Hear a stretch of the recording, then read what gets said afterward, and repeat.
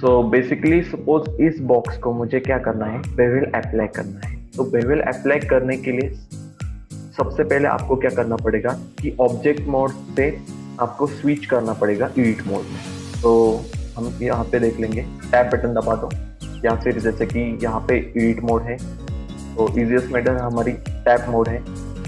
तो tab button दबाने से यहाँ पे एडिट मोड आपका आ जाएगा।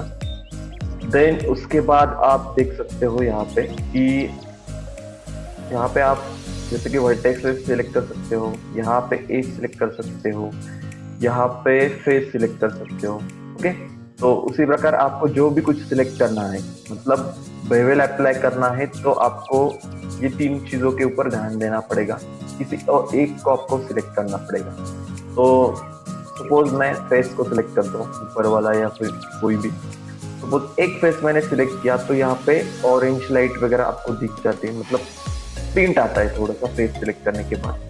तो खाली आपको क्या करना है, यहाँ पे दो ऑप्शन है आपके लिए, एक तो टूल जैसा वर्किंग करता है बेवल, और दूसरा है पैरामीटर जैसा। तो सबसे पहले तो आप डायरेक्टली यहाँ पे आओ, यहाँ पे बेवल है, ये एडिट मोड में आ जाता है। मतलब आप कंफ्यूज मत हो कि ये ऑब्जेक्ट मोड में है। जब आप स्विच करते हो ऑब्जेक्ट मोड से एडिट मोड में, तब आपको यहाँ पे बेवल आ जाता है। बेवल को आप सिलेक्ट करो। बेवल की भी शॉर्टकट कीज है, मतलब मैं दोनों तरीके से आपको बता दूंगा कि ये किस तरह वर्किंग करता है। पहले आपको टूल के सहायता से समझ लेना है कि ये किस तरह वर्किंग करेगा। सबसे पहले मैं बेवल को सिलेक्ट करता हूँ।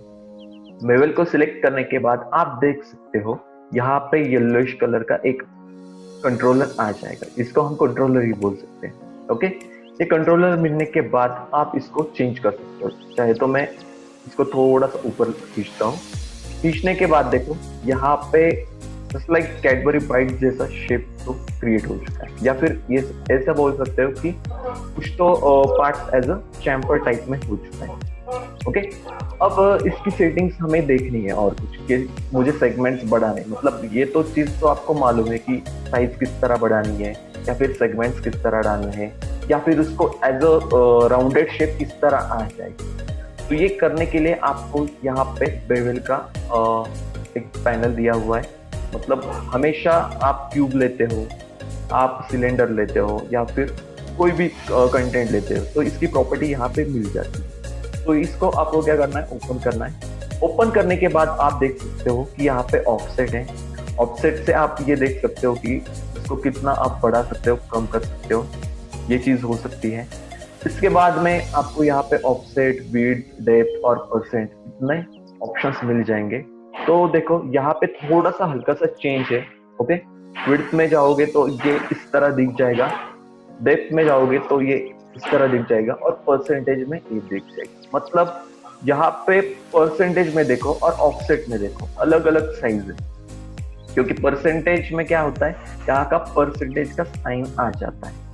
तो यहाँ पे आपको विड्थ बढ़ानी पड़ेगी। ये बढ़ाने के लिए आपको यहाँ से खींचना पड़ता है, तो ये यहाँ पे आपको दिख जाता है।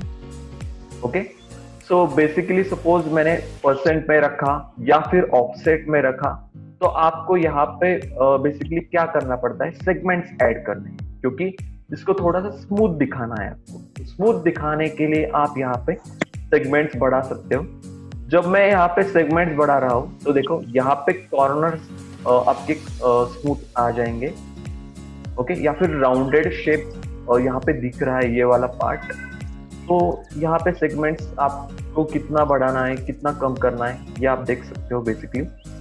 उसके बाद में यहाँ पे आता है प्रोफाइल। प्रोफाइल का मतलब क्या है, ये राउंडेड में आ चुका है।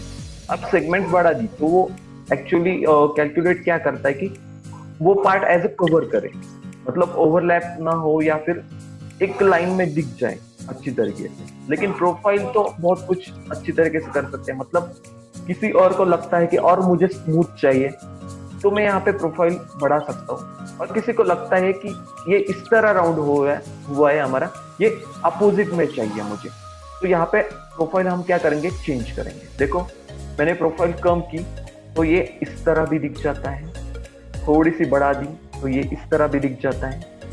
देन उसके बाद में आप देख सकते हो कि ये इस तरह भी आपको मिल जाएगा। मतलब मैंने सपोज जितनी लास्ट वैल्यू थी इतनी बढ़ा दी, उसके बाद में मैंने यहाँ पे सेगमेंट्स भी बढ़ा दी, तो देखो यहाँ पे अलग दिख रहा है। लेकिन आपको मालूम है कि ज्यादा सेगमेंट्स वगैरह नहीं चाहिए किसी भी ऑब्जेक्ट को, क्योंकि बाद में रेंडरिंग के वक्त बहुत कुछ प्रॉब्लम्स आता है या फिर पॉली काउंट हमारा बढ़ जाता है, ये सारी चीजें। तो आप यहाँ पे देख सकते हो पूरी। ओके, अब ये होने के बाद आप देख लो कि यहाँ पे अभी तो मैंने फेस एक ही सिलेक्ट किया था। एक फेस के अंदर 4 वर्टाइसेस आते हैं, ये आपको पता है, और 4 एजेस आते हैं। तो यहाँ पे वर्टाइसेस ओनली दिया हुआ है। मैं खाली इसको एक बार सिलेक्ट करता हूँ। देखो मैंने क्या किया है, यहाँ पे सिर्फ वर्टेक्स ओनली किया। मतलब मेरे पहले वर्टेक्स सिलेक्ट है, क्योंकि फेस सिलेक्ट हुआ तो उसकी एज भी सिलेक्ट हुई, उसके वर्टेक्सेस भी सिलेक्ट हुए। तो यहाँ पे मैं वर्टेक्स ओनली करता हूँ तो आपको ये पेश आता है। ओके, अभी इसको आप प्रोफाइल में चेंज भी कर सकते हो। देखो अलग प्रकार का शेप यहाँ पे दिख जाता है आपको।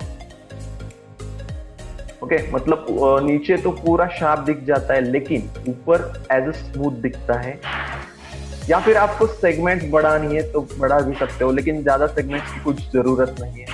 सेगमेंट्स मैंने सपोज यहाँ पे कम की, तो देखो इस प्रकार आपका फॉर्म आ जाएगा, मतलब 3D फॉर्म दिखेगा। ओके, आपको ऑफसेट बढ़ानी है तो भी देख सकते हो। और सपोज मैंने ऑफसेट इतनी कर दी तो ये ओवरलैपिंग हो चुका है। अभी इस ओवरलैपिंग का सॉल्यूशन क्या है हमारे पास, तो देखो यहाँ पे क्लैंप ओवरलैप है। जब मैं क्लैंप ओवरलैप करूंगा तो ये फिर से कुछ तो अलग सा या फिर अच्छे फॉर्म में आ जाएगा। देखो मैं यहाँ पे क्लैंप ओवरलैप करता हूँ तो देखो ये प्रॉब्लम नहीं कर रहा है। अभी मैं ऑफसेट और बढ़ाना चाहता हूँ या फिर कम करना चाहता हूँ तो ये प्रॉब्लम नहीं करेगा आपको। देखो यहाँ पे मैं सेगमेंट्स भी बढ़ा दूंगा तो देखो ये अलग तरीके से पेश होगा आपका। ओके, तो अभी देख सकते हो आप, मैंने सपोज क्लैंप ओवरलैप ऑफ किया तो इस तरह दिखेगा। तो आपको ऑफसेट कम करनी पड़ेगी।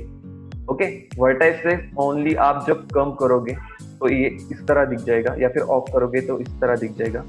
फिर से मैं ये ऑन कर देता हूँ और ये प्रोफाइल का ऑप्शन अपोजिट लेता हूँ, तो देखो ये इस तरह शेप दिख जाएगा।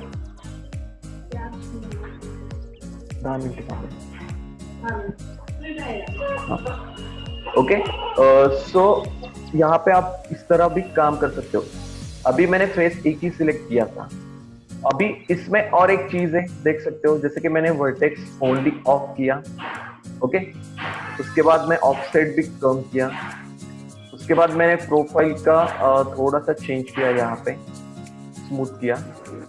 ये करने के बाद आप देख सकते हो इसको मैं कस्टमाइज अरेंज कर सकता हूँ। मतलब मुझे खुद का बेवल का डिजाइन बनाना है, या फिर जैसे ही आपने कर्व्स वगैरह यूज किया होगा, आफ्टर इफेक्ट्स होगा या फिर फोटोशॉप होगा, प्रीमियर होगा, तो कर्व्स को आप एडजस्ट क्यों करते थे? क्योंकि आपके इमेज में या फिर आपके वीडियो में जो भी कुछ ब्राइटनेस कॉन्ट्रास्ट एडजस्ट करना है, तो आप सपोज वो ऊपर लेते थे तो आपका कॉन्ट्रास्ट बढ़ जाता था, या फिर हम बोल सकते हैं कि ज्यादा हाईलाइटेड पोर्शन दिख जाता था।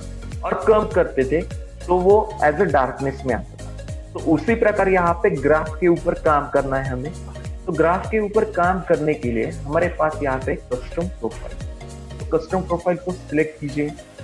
कस्टम प्रोफाइल को सिलेक्ट करने के बाद आपको यहाँ पे नंबर ऑफ डॉट्स मिल जाएंगे। अब इन डॉट्स को आप सिलेक्ट कर सकते हैं, कोई दिक्कत नहीं है। ये देखो मैंने एक डॉट को सिलेक्ट किया। अभी इस डॉट को मैं मूव करता हूँ। मूव करने के लिए कुछ करना नहीं है, सिर्फ सिलेक्ट करना है। तो देखो यहाँ पे चेंजेस हो रहे हैं आप देख सकते हो। फिर से मैं दिखाता हूँ आपको। ये देखो इसकी मूवमेंट जब आती है तो ये चेंज हो जाता है।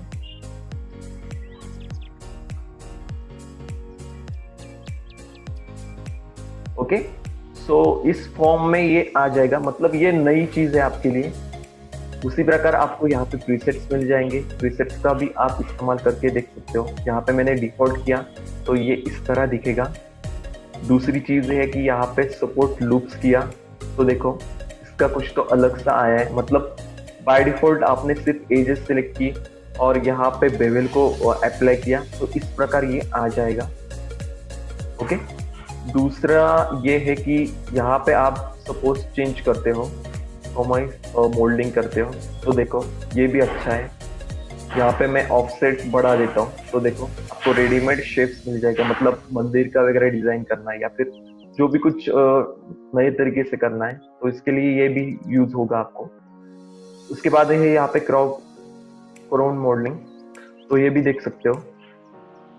इसको ही आप यहाँ पे ऑफसेट्स की तरह चेंज वगैरह कर सकते हो। ओके, कई जगह पे आप इसका क्लैम्प का भी यूज कर सकते हो जब ओवरलैप वगैरह